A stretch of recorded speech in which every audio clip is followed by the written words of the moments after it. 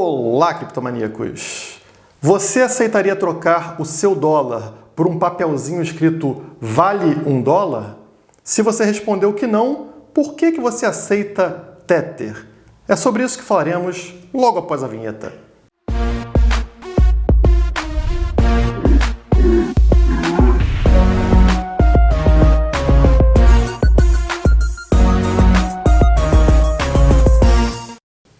Antes da gente entrar no assunto sobre a Tether, ou o USDT, que é a principal stablecoin do mercado, vamos dar uma olhada em como está o Bitcoin, como estão as altcoins nesse momento. Antes, você deixa aquele like para colaborar com esse vídeo. E se você ainda não é inscrito, se inscreve aqui no canal. Basta clicar nesse botãozinho aí, inscrever-se.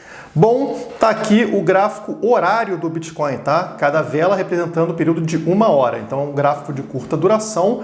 E o que eu quero mostrar para vocês nesse gráfico é que o Bitcoin se encontra dentro desse triângulo amarelo aqui. Vocês percebem que ele está ficando cada vez mais estreito, né? E o preço, como consequência, está variando menos. O Bitcoin está lateralizando, não está mudando muito de valor. E o mercado vai precisar se decidir para cima ou para baixo muito em breve, né? E se romper o triângulo para cima, vocês sabem que a tendência é buscar o topo novamente, que está marcado com essa linha verde, lá nos 42 mil dólares. Se romper o triângulo para baixo, a tendência é buscar o fundo, que está marcado com essa linha vermelha, aqui nos 28.500 dólares, tá? Então façam suas apostas, porque em pouco tempo o Bitcoin vai precisar tomar uma direção. O limite desse triângulo se encontra aqui para o final do mês de janeiro, mas ele pode se decidir bem antes disso. Então é importante acompanhar aqui no gráfico horário, tá? Para vocês perceberem se vai ter um rompimento ou não. Se o rompimento acontecesse na data de hoje, o preço para romper por cima está lá nos 38.400, para romper para baixo está nos 33.200. Então esses seriam os limites caso esse rompimento acontecesse por agora. Mas não está com cara de que isso vai acontecer, já que o preço continua lateralizando aqui, como vocês estão vendo. E como eu expliquei para vocês em vídeos anteriores, qual é a tendência quando o preço do Bitcoin começa a lateralizar? Os investidores ficam impacientes. Muitos entraram aqui para ver o preço subindo, né? Como aconteceu aqui durante vários meses para trás, né? Subiu isso tudo, aí quando ele entra, o preço está lateralizando, a tendência do mercado é buscar por alternativas. Geralmente isso começa pela Ethereum, né? A Ethereum sobe, ela começa a valorizar, só que quando a Ethereum também entra num canal aqui de lateralização, ou seja, não está tendo mudança significativa do preço, o mesmo processo acontece. Os investidores ficam impacientes e buscam por alternativas que resultam nesse tipo de coisa. Mercado DeFi registra recordes com 24 bilhões de dólares em valor total e explosão de índice DeFi da Binance. DeFi significa finanças descentralizadas, que são esses projetos que estão bombando agora, né? Realmente é um segmento que está na moda agora, mas que tinha parado de valorizar. Agora que a gente está vendo Bitcoin e Ethereum andando de lado, essas moedas voltaram a subir e vocês percebem isso pelo CoinMarketCap. Se a gente analisar aqui, notem o que vem acontecendo com as altcoins, tá? Apesar do Bitcoin estar andando de lado, vários projetos estão subindo com força, principalmente projetos no top 100. Então, pegar aqui nas 24 horas, vocês estão vendo projetos subindo 20%, 18%, 15%, 13%, enfim, diversas altcoins, o IOTA aqui 11%, Cosmos 11%, várias altcoins estão disparando de preço e se a gente pegar nos últimos 7 dias, também vão perceber aqui, ó, vários projetos subindo acima de 100% dentro do top 100, tá? Então, das 100 principais moedas do mercado, diversas estão subindo muito forte na semana, com Bitcoin e Ethereum lateralizando, como eu expliquei para vocês em vídeos anteriores. Só lembrando, altcoins são extremamente arriscadas e da mesma forma que sobe igual um foguete, elas também despencam igual a pedra, tá? Então, não ache que você vai entrar aqui numa altcoin que está subindo 100% e ela vai fazer 100% na próxima semana. Não, ela pode corrigir tudo isso rapidamente. Mas a pergunta é sempre aquela: Guilherme, quais altcoins investir? E essa pergunta é muito complicada, tá? Isso depende de gosto pessoal, depende de você analisar os projetos e entender que um tem mais valor do que o outro, por diversos motivos, né? Mas como a gente viu, a gente está agora numa modinha DeFi.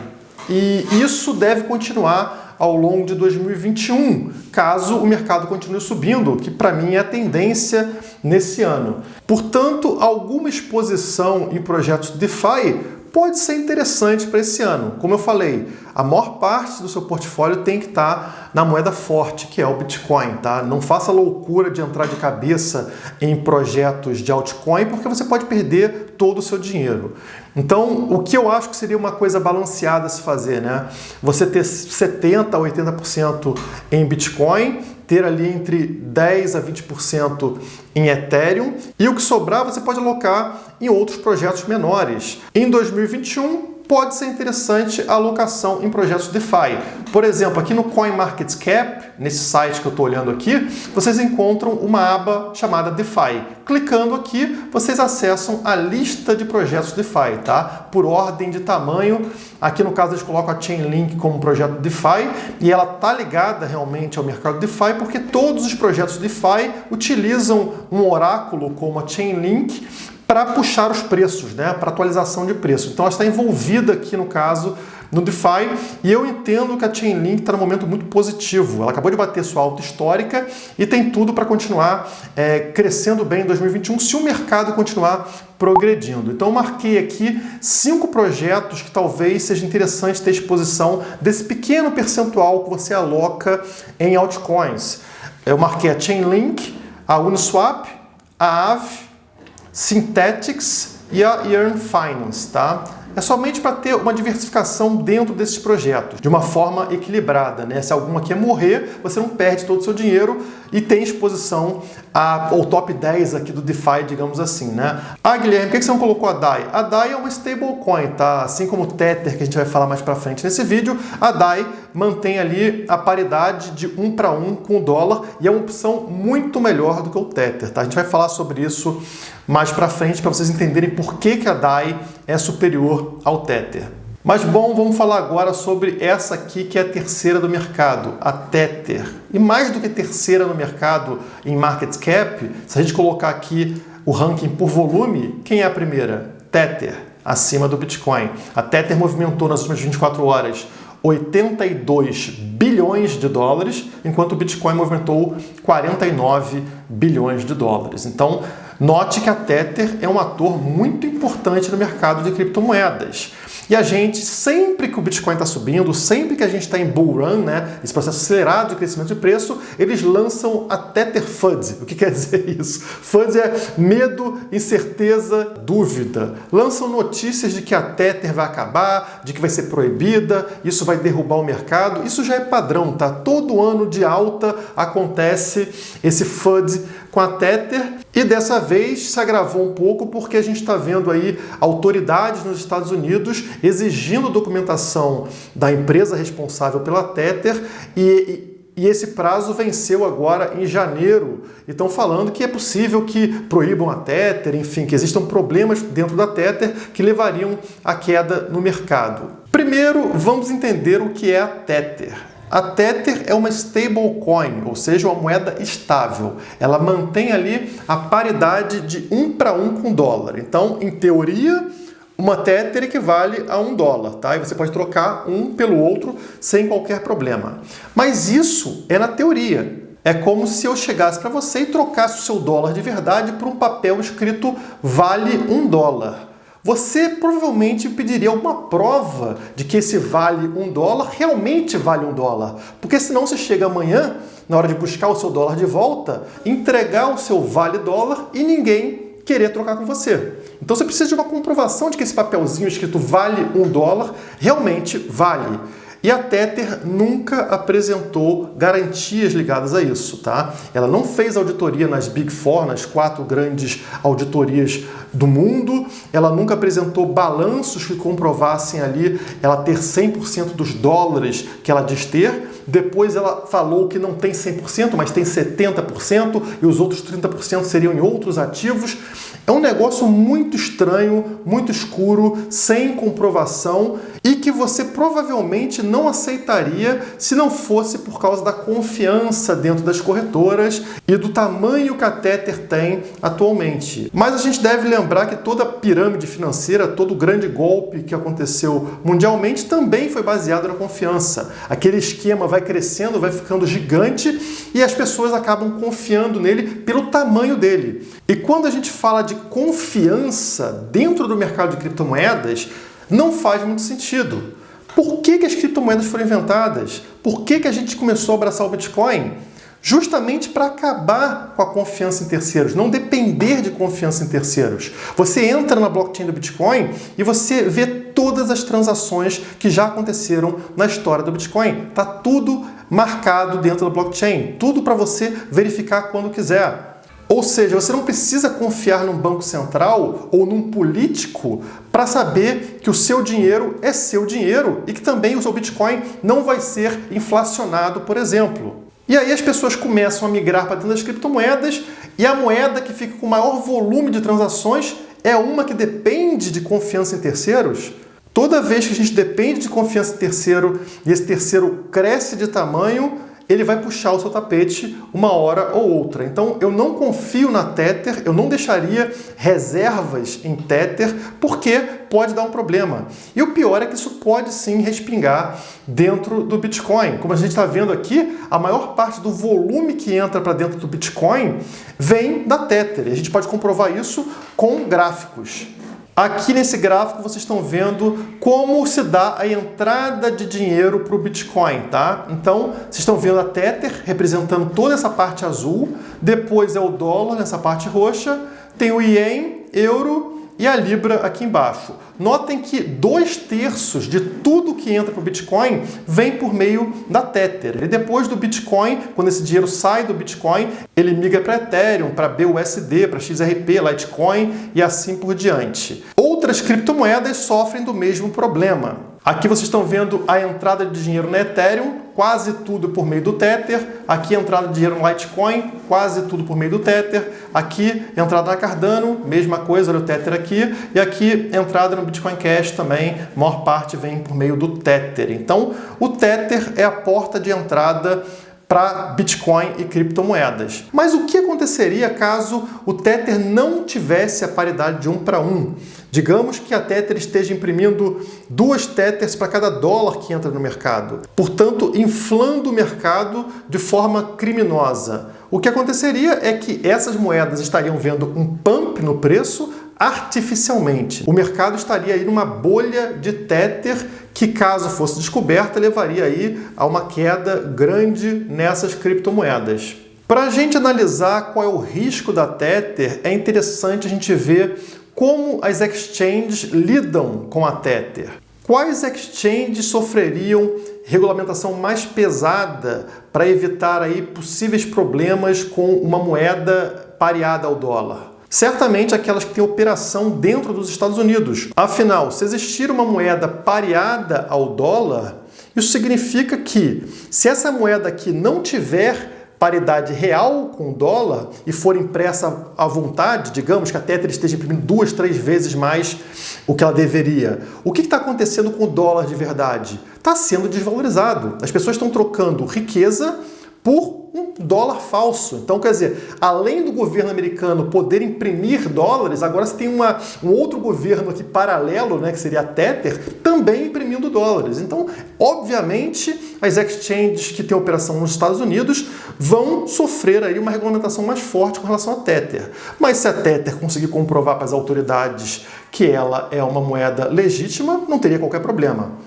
Então vamos lá, a Coinbase, que tem operação nos Estados Unidos, tem a Tether listada? Você encontra a Tether lá dentro? Não. Como vocês estão vendo aqui no gráfico, está aqui o fluxo de dinheiro nas últimas 24 horas da Coinbase, tá? Então tá aqui o dólar, a quantidade. Aqui é dólar real, tá? Eles têm dólar real e não Tether.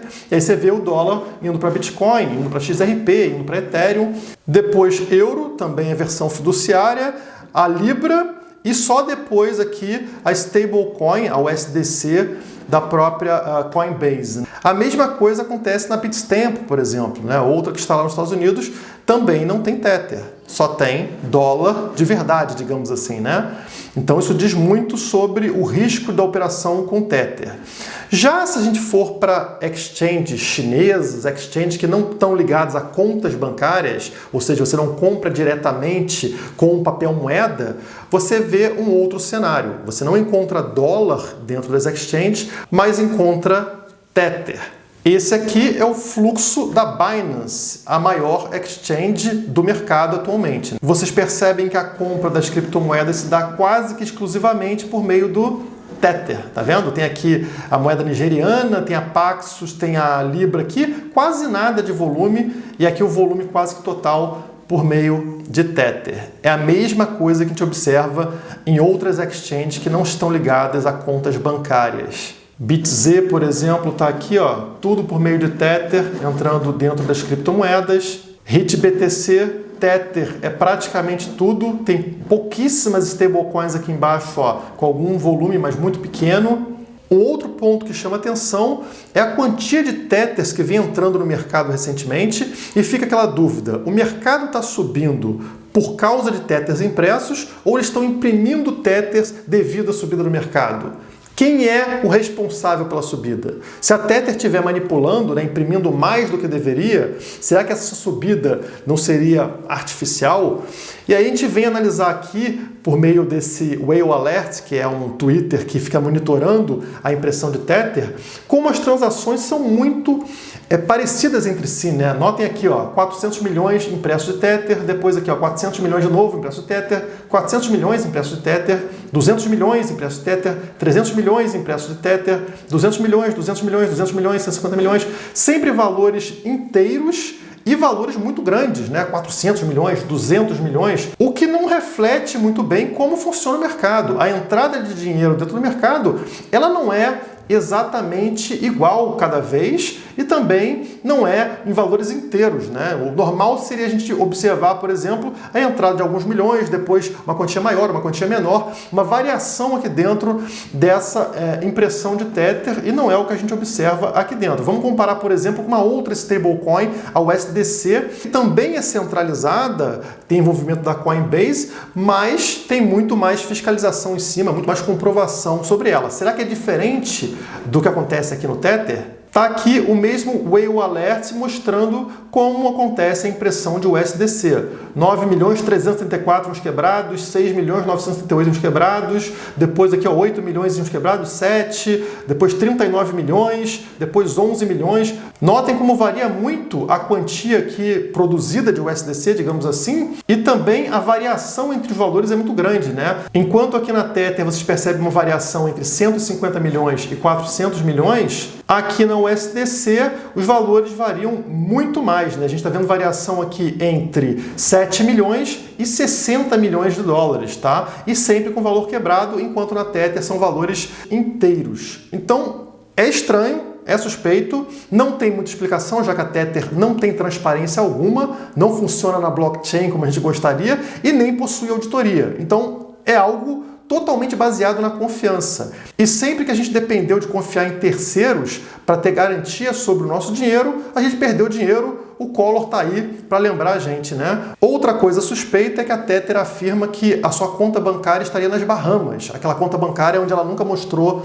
que possui os depósitos. Só que as Bahamas informam a quantidade de depósitos em moeda estrangeira dentro das contas bancárias. Então você encontra aqui todos os depósitos, e se você pegar o ano de 2020 até setembro, janeiro a setembro, e somar isso tudo aqui, vocês percebem que o aumento de um ano para o outro, né, de 2019 para 2020, foi de 600 milhões de dólares. Mas nesse mesmo período, a Tether aumentou 5,4 bilhões de dólares. Um valor muito acima. Onde é que está esse dinheiro? Se não está nas Bahamas, onde a Tether alocou esse dinheiro? Lembrando, isso aqui é um documento do Banco Central das Bahamas. Então, se o dinheiro não está em contas bancárias nas Bahamas, onde a Tether está colocando essa quantia em dólares? Quem viu aquele filme A Grande Aposta vai lembrar da cena onde o cara conhece uma stripper e a stripper diz para ele que tem 5 hipotecas de imóveis, né? E que não tem problema porque o gerente do banco disse para ela que se o preço subir, ela vai refinanciando essas hipotecas porque o preço de imóveis só sobe. E é aí que ele percebe que ele está numa bolha imobiliária e aí acontece tudo que a gente viu lá na crise de 2008. A situação com a Tether aqui acaba lembrando esse filme. A gente não sabe o que está sustentando esse volume impresso de Tether e isso é arriscado para o mercado, tá? Porque todos os mercados são baseados em confiança. O Bitcoin em si não tem nenhuma relação com isso, porque o seu código permanece perfeito, a cada 10 minutos sai um bloco, todas as transações são transparentes, mas ele está inserido num mercado que existe a Tether. E se a Tether desabar, isso acaba respingando em todo o mercado. As pessoas perdem confiança no mercado, apesar de não ter nenhuma ligação com o Bitcoin em si. O ideal seria que as pessoas usassem a tecnologia a seu favor, ou seja, usassem a descentralização, usassem criptomoedas que não possuem intermediários. Mas, infelizmente, não é o que acontece. As pessoas voltam a repetir os mesmos erros, tendo outras opções, que é o que eu vou falar para vocês agora. Se eu não uso a Tether, eu poderia usar outra criptomoeda? Sim, você poderia usar outra stablecoin centralizada, como a BUSD, que é a da Binance, ou a USDC, ligada à Coinbase. Essas aí possuem um nível de fiscalização ou auditoria, digamos assim, maior, mas o ideal é você não depender de intermediários. E é aí que nasce a DAI. A DAI é uma stablecoin descentralizada. Você não precisa confiar em ninguém para verificar que existe um fundo por trás de cada DAI que é lançada, né? Uma DAI é igual a $1. E como você verifica isso? Você entra no site da DAI, entra aqui no site daistats.com, vai aparecer todas as DAIs em existência e como elas estão sendo lastreadas. Enfim, você mesmo pode emitir DAI ao colocar outra criptomoeda para fazer esse lastro, né? Então você tem aqui todas que são utilizadas dentro do sistema da DAI, tudo isso verificável dentro de blockchain, e isso comprova para qualquer pessoa que existe aqui o lastro de uma DAI por dólar, tá? Ao contrário do que acontece no Tether. O problema é que essa moeda não tem o volume da Tether no mercado. Então, se você tem uma empresa, como por exemplo a própria Criptomaníacos, né, que faz trade no mercado, sei lá, 1.500 clientes fazendo trade, eu consigo operar com DAI? Não tem volume suficiente dentro do mercado para a gente realizar as operações. E a gente fica de mãos atadas ao Tether, tá? O ideal para a gente mudar de vez para outra moeda, seja DAI, seja USDC, seja BUSD, é que os clientes exijam que as corretoras retirem a Tether da plataforma. Então não queremos mais a Tether aqui, queremos operar com outras moedas, porque aí todos serão obrigados a fazer trade com outra stablecoin. Isso reduz o risco do mercado. Mesmo se cair lá de 70%, que é hoje o volume da Tether, para 30%, o risco como um todo fica muito menor. Então é importante a pressão por parte dos clientes para que a Tether seja delistada, né? Saia das exchanges e que a gente consiga operar com outras stablecoins que confirmem o saldo que possuem em dólares. Essa desconfiança com relação à Tether já acontece há muito tempo e talvez não tenha nenhum problema no curto prazo. Pode continuar rodando aí anos e anos, mas não existe motivo para a gente arriscar. Eu acho que se você está fazendo um trade rapidamente, não tem problema você usar a Tether eventualmente para isso. Mas não deixe Tether em carteira, jamais. Se você precisa de algum stablecoin, paridade de 1 para 1 com dólar para colocar em carteira, que não seja a Tether, porque no longo prazo, no médio prazo, isso acaba sendo muito arriscado para você. Enfim, não vamos esperar um problema acontecer para a gente tomar providências. Independente da Tether ser limpa ou não, para que usar isso agora? O ideal é que a gente migre, as exchanges migrem para uma outra opção e se a Tether tiver problema lá na frente, que ela represente somente uma pequena parcela do mercado, não tendo grande impacto. Para fazer esse vídeo, eu usei muitas informações de um artigo do Crypto Anonymous, lá no Medium. Eu vou deixar o link para ele fixado no primeiro comentário desse vídeo. Por hoje é só, muito obrigado e até a próxima.